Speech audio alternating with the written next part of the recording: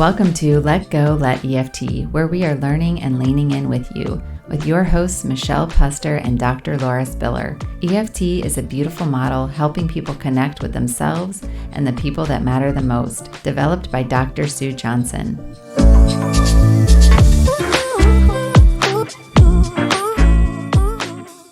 Good morning, Dr. Spiller. Good morning, Michelle. I'm excited to talk about ambivalent injuring partners. That's a mouthful. I can't say this is a super exciting thing to talk about. Yeah. It's so hard. It's such a hard topic. I think that's why we wanted to put this in there. Affairs are hard, and this either person showing up with ambivalence, but especially an injuring partner showing up with ambivalence, is really hard for us as therapists, hard for the couple. It's a hard topic. Right. Yeah. Ambivalence makes sense for both partners. And it can feel like a really big tangle and roadblock when it's the injuring partner. And I guess I feel like sometimes the how hopeful I feel is tied to sort of how open and available the injuring partner is for the healing process. Like, this is one of those things that can really introduce a lot of hesitancy and a lot of protection into how they lean in or lean out of the repair process. Yeah. Yes, that's so true. And we are human as therapists, and we want to come in objective, and we want to be seeing both people equally.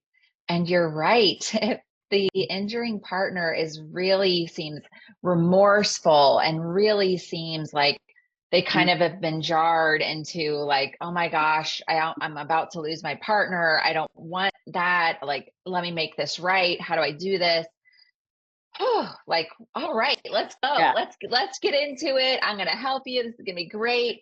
Versus a couple coming in, one person's like going through the aftermath of discovering an affair that may or may not be ended. And the other person's like, I don't even know if I want this. Yeah, I had this affair because this relationship's broken. Okay. Right. So what are we supposed to be doing here? Oh, Yes. that's much harder for us to sit with.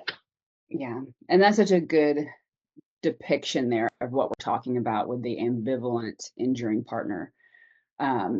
Where there's ambivalence about ending the affair.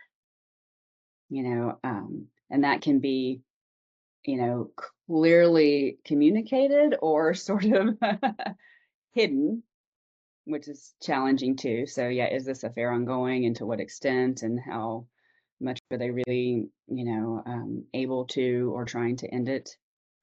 Right. So if you haven't watched it already, you can go back and watch our assessment video, because when there is an affair, it's really important for us to have really clear details about when did it end? How did it end?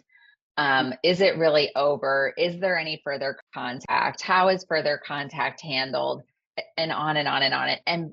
And in that assessment, it will become very clear if someone's ambivalent about actually ending the affair. And of course, I don't know if this is your stance, but I always let the couple know, the affair must be over in order for us to move forward with couples work, because the whole idea is to take risk and open up with each other. So if you're not gonna, you have to end that relationship. Yeah. And I will give them an out, and I'll say, you can end it temporarily. But you need to give this a shot for 30 days, just the two of you, no competing people, just the two of you turning towards each other and trying to work on this. And so I wouldn't necessarily in 30 days, you see what you want to do, but for 30 days or some amount of time, it's not really, you guys are just need to be focused on each other. Do you do something like that, or let them know a boundary around the relationship has to have ended? Yeah, and I'm appreciating that as you're talking about it, 'cause I'm kind of thinking through, in my early days, I would definitely tell them, I can't work with you unless it's over. And now, I like what you say, like, we can't do couples therapy unless it's over. But I also can help you kind of navigate this period of ambivalence and the triage and the not doing more damage to the relationship, during the period of ambivalence. And so I am more open to working with them, but being pretty clear, like we're not doing repair right now. We're trying to figure out, what would it take to repair, and can we, what will that look like, and what kind of support would you need, and what needs to happen to be able to do that. So they've got some support in that process too. I mean, I think it's hard a lot of times couples, do hear that, like, I'm not going to work with you if there's an ongoing affair, but they need some support where they are Hmm. to kind of get to that point where they know, they can communicate about whether the affair is ending or not. Um, Right. yeah, Yes. and I might do more one-on-one, as well as joint sessions in that phase. But I think it's important, like you're saying, like it's time limited too. I mean, we can't, you know, do that for months and months on end. Right. Right.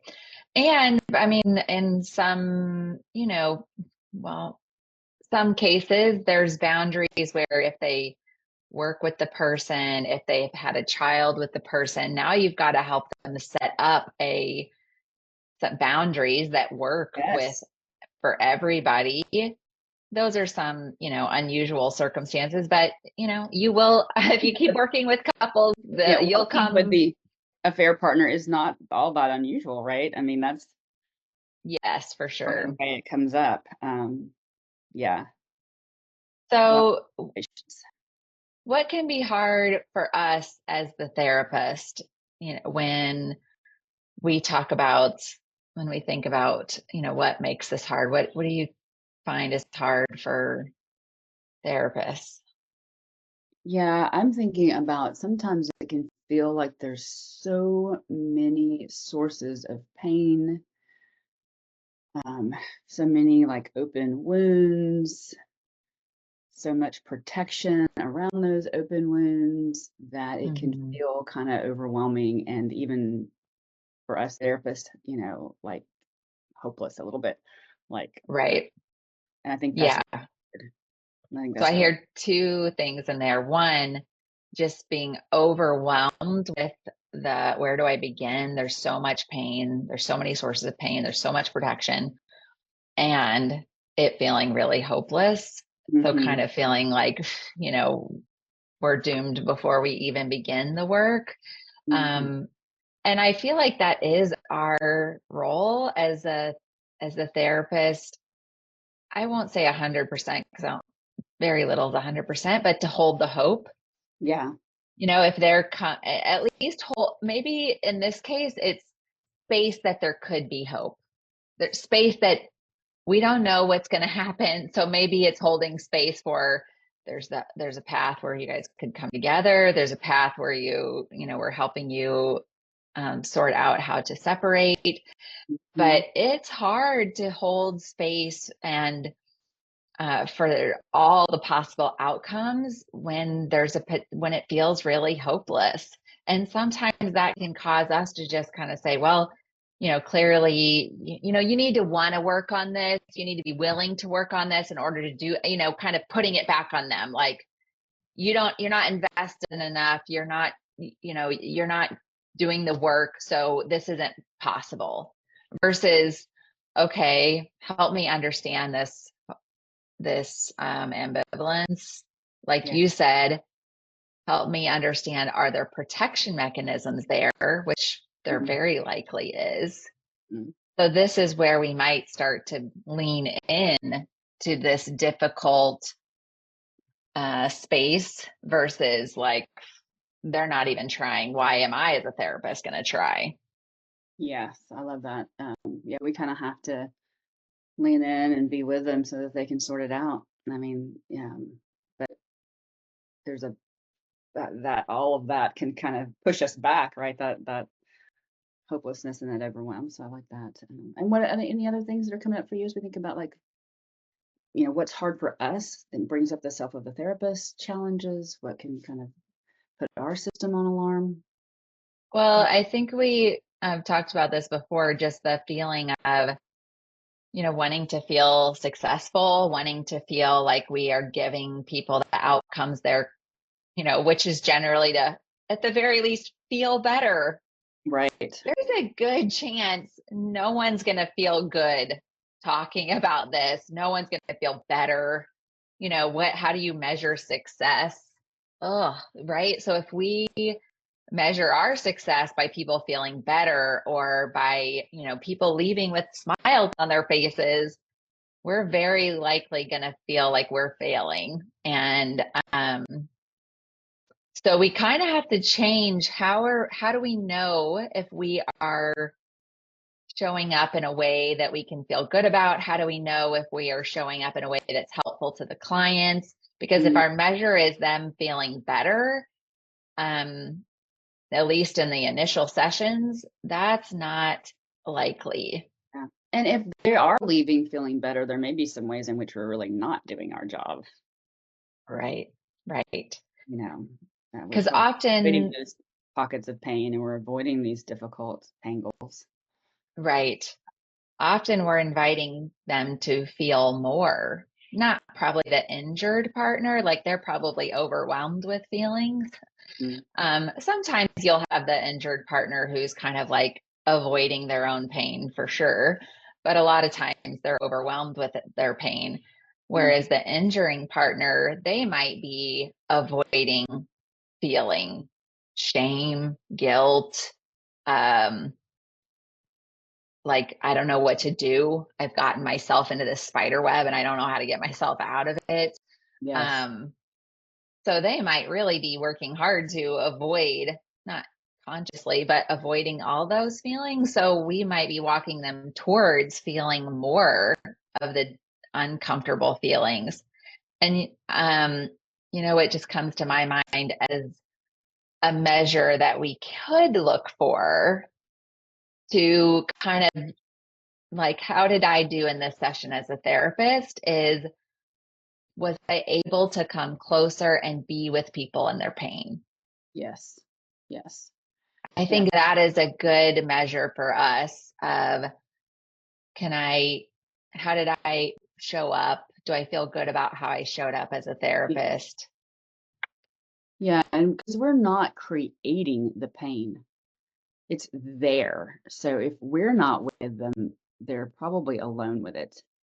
Right. If bears, people are embarrassed to talk to their friends. They don't want to tell their family because if you have any hope of repairing, you don't want your family, you know, angry Yep. about it. And so often it can be so isolating. And so, yeah, if we aren't with them in it, they are alone in it, especially at the beginning, at this place of Yes. ambivalence.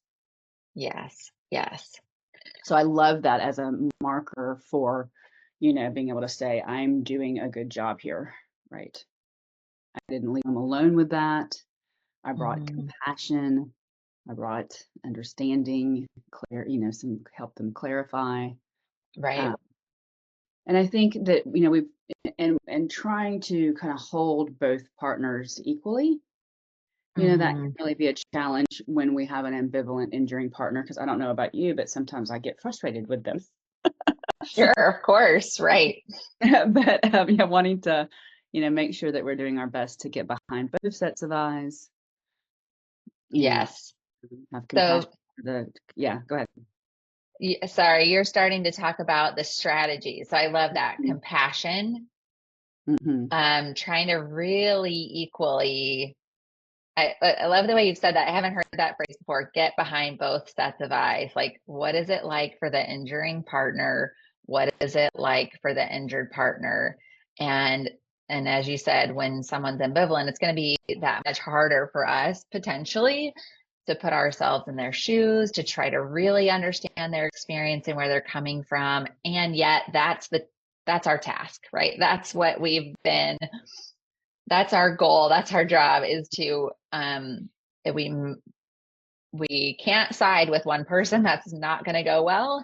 So we really have to try to understand with compassion where both people are coming from.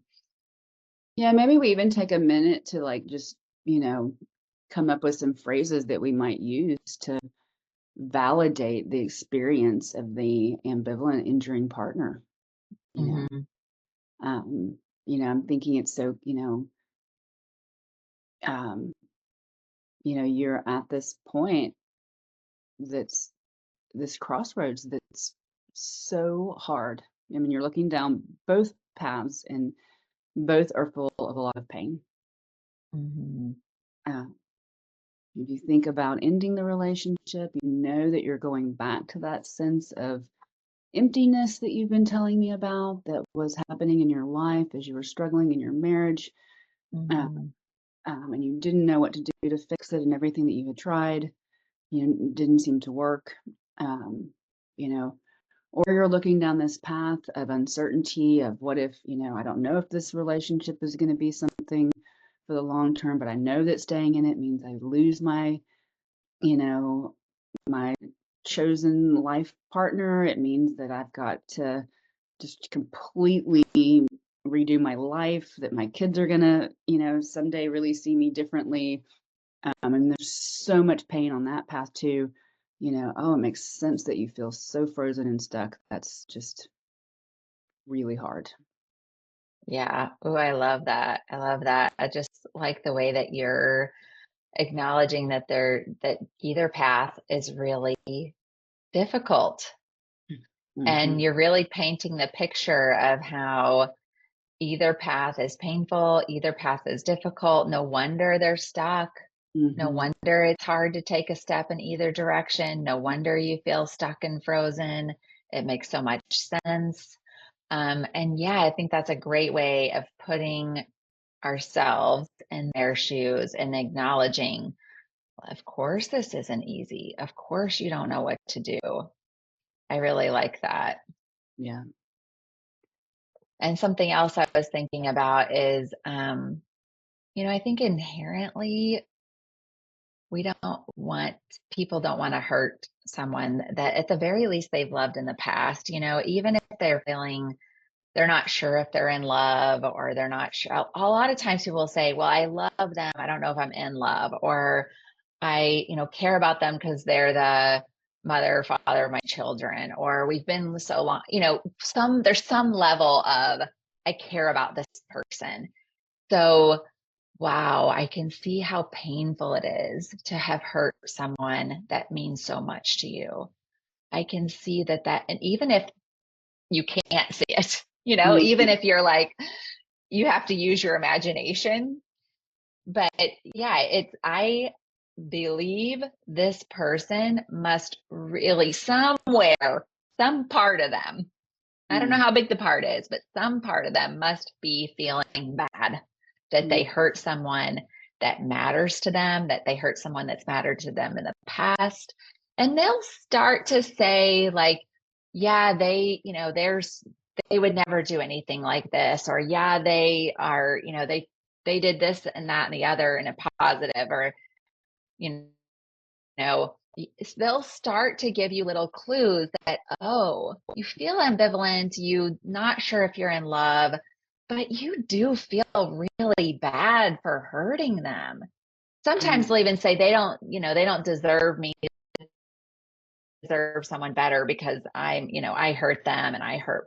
So just imagining, even if they haven't given you like a little grain of remorse, imagining like it hurts to hurt someone that's in your life. It hurts to hurt someone that you care about. It hurts to hurt someone that you love. It hurts to hurt someone that potentially is the father or mother of your children. That hurts. And I love parts, right? Like Yes. I was going to say that too. some part of you, I can see, I Mm-hmm. can see in your eyes that it hurts to have hurt them. Some Mm-hmm. part of you is really struggling that struggling with that guilt, and they might start to acknowledge that, even if they don't know if they want to be with them, they don't know if that's a great place to begin, because that's going to feel good for the injured partner. Like, to know, oh, I matter enough that you feel bad for hurting me. Like Yeah. that's gonna take a teeny bit of the sting out. Yeah. And I think you can have confidence that that's there. Otherwise, they wouldn't be in your office. Yeah. You know, Yes. if they're a lot of times, if you know, if there's not some question about, you know, do I want to stay in this relationship? You know, they're not going to come into our offices. So Right. they're there because somehow that path of ending the relationship is also painful and unwanted. Right. Right. Right. Yes. Yeah. They're So I from love, their partner. I really like that sometimes we just have to assume based on Mm, the fact that they're there, that they, it hurts to hurt someone, that mm, they're uncertain, mm, which mm, if they seem ambivalent, it might, yeah, that they're not sure which path to take. And we can make these little guesses and hunches and see how much of that resonates with them. Where do they start to shake their head? Where do they start to acknowledge some part of that? And then we can better understand what that specifically means for them. But yeah, like we can make some guesses just by the fact that they're there, that some of these things are very likely to be true. mhm, mhm. That's good. Yeah, I was thinking that we were also talking a little bit about, you know, helping that injuring partner grieve the loss of the affair relationship. That's really tricky. You know, that's, you know, or at least that, you know, talking with them about that space and do they have a place to do that? Right. Yeah, I like that that last part. I think it's Mhm. valuable for us to acknowledge that. Mm. And of course, we are saying it knowing that the injured partner is listening. Like Yes. I can hear that this person started to really matter to you. And like you said, we're not um oftentimes the injured partner already is wondering about this, already knows this, already is feeling it. So us just acknowledging something that already exists. But we do want to be careful. We don't want to start to be their grief counselor for this person they lost. Like you said, do you have anybody that you're talking to individually? Can I help you connect with someone? Because I can hear that you did develop a relationship with this person and that's a struggle for you. And of course, we're not going to expect your partner to be able to hold that pain. Absolutely not. Good point. Yeah. Yeah. And And it's difficult for me as your couples therapist to be the holder of that pain. So this might be a situation where it's really helpful to have someone for you to talk to. mm, And you can even like bring up, I'll coordinate with them so that it still feels safe for you as the injured partner. Because they might be thinking, oh, that's just some place for them to go and have more secrets, right? right. Right. That's a good But idea. Good point that we can kind of help make that feel safer to both of them. But I do think it's yes, important if you really, I mean, have an ambivalent, if there's, you know, how there's deep ambivalence. There probably needs some support and some help to resolve that in one direction or another. right, right. And And um, limitations to what we can do as the couples therapists with some of that. Um, right. And I've heard couples talk about this, and I feel like it's probably in some books that I've read about affairs, but I can't remember which ones. But that there's this kind of like, I don't know what, this space of time where they get like wrapped up in this affair partner and they're like not thinking clearly and they're just like, it's almost like being on a drug. And then there's like degrees of separation unwinding from that affair relationship that they kind of, it's almost like coming out of a fog that they're mhm. like, oh my gosh, I did that, or I said that, or this happened. And it's not true all the time. Um, but you might see like if you see someone like right in the middle of it, in the thick of it, and then you see them 3 months later, it's not unlikely that you would see almost what seems like a different person. Like they're in it and they're like swept away in this kind of like fairy tale land, and then they kind of are jarred back into reality and they start to see things more clearly. They see sometimes they're the person that they're having the affair with differently. They see their own Yes. actions differently. Things start to look different, and that can happen through the course of us working with them, kind of like you said, in that triage phase. Yeah, that's so important to recognize that there is kind of a course that affair recovery runs, and that it does look different at different stages. So if you feel overwhelmed in the beginning, that's normal, you know, for everybody involved. But there is a roadmap for helping couples Yes. fix this. And there are lots of couples who end up with better, more solid relationships after an affair than they had before. Yes. Kind of the hope that I can hold on to there. Even when a partner is ambivalent, I mean, they're really saying, I don't want to go back to the relationship we had. Right. Yes. And I love being able to reflect that, like Mm-hmm. saying neither of you want that. It sounds like this relationship, I mean, in case if that does fit for them, it sounds like this wasn't really working for either of you. Mm-hmm. So, I guess we need to wrap up here. Is there any last words or action steps that you'd want to leave for people? I don't know about adding any more, but just kind of summarizing what we've talked about. You know, recognizing that overwhelm and hopelessness is normal. That measuring your progress through, you know, leaning in, being present, kind of holding them where they are, Mm-hmm. you know, validating their needs and needs for protection and fears and all of the things that we do really well as EFT therapists. Yes, You yes. want to add to that? I would add, you don't have to do this alone. Like Yeah. get peer supervision, Mhm. hook up with an EFT colleague. Mhm. You could even get a paid supervisor. Like you don't have to do this alone. And Good it point. is easier over time when you start to see those patterns. And in the beginning, it's hard, it's overwhelming, and it still can feel overwhelming for us for sure. And I love that we have this relationship because you're my peer consultation, right? Right. Yes. So we reach out for help too. I mean, it's a lot. So we don't have to do this alone. We can get support as therapists, and that is going to help us show up for the couple. Mhm. And it's going to be helpful for us to lean into the ambivalent client. It's going to be helpful for us to sit with the pain. So I would just offer that you don't have to do this alone. Find a peer supervisor or peer, supervision relationship and Yeah. connect and get support. Yeah. I Yeah. mean, the EFT community is often